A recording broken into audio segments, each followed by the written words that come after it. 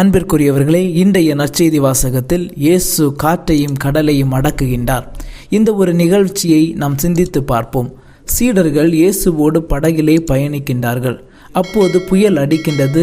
அனைத்து சீடர்களும் சாக போகின்றோம் என்று கத்துகிறார்கள். ஏன் அவ்வாறாக கத்துகிறார்கள் என்றால், பயம் என்பது அவருக்குள்ளே வந்தது. பயம் ஒருவருக்கு வருகின்ற பொழுது அவர் ஒழுங்கான சரியான முடிவை எடுக்க முடிவதில்லை.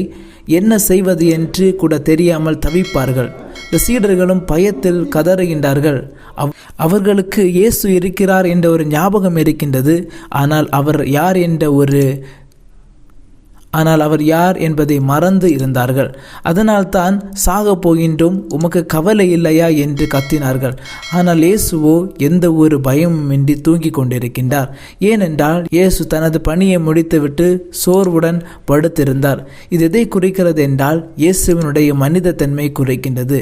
மேலும் எந்த ஒரு கஷ்டம் வந்தாலும் சரி, கவலைகள் வந்தாலும் சரி, துன்பங்கள் வந்தாலும் சரி, பிரச்சனைகள் வந்தாலும் சரி, நாம் எதை குறித்தும் பயப்படக்கூடாது, மனம் தளர்ந்து விடக்கூடாது. மாறாக அனைத்தையும் மூட்டை கட்டி வைத்துவிட்டு நன்றாக சுகமாக அயர்ந்து தூங்க வேண்டும். ஏனென்றால் எல்லா பிரச்சனைகளும் அவ்வாறாக மாறி சென்றுவிடும். ஏனென்றால் இயேசு நம் பக்கத்தில் இருக்கின்றார். அதற்கு இயேசு அனைத்தையும் பார்த்து கொள்வார் என்ற ஒரு நம்பிக்கை நம்முடைய மனதிலே எழ வேண்டும். மேலும் அவர் யார் என்ற ஒரு புரிதலுடைய திறனுடன் நம்முடைய வாழ்க்கையை வாழ வேண்டும். அப்போது நம்முடைய வாழ்வில் எந்த ஒரு புயல் வந்தாலும் நாம் கடந்து செல்ல முடியும். அதற்காக கடவுளிடம் மன்றாடுவோம். கடவுள் நம்மை நிறைவாக ஆசீர்வதிப்பார். ஆமென்.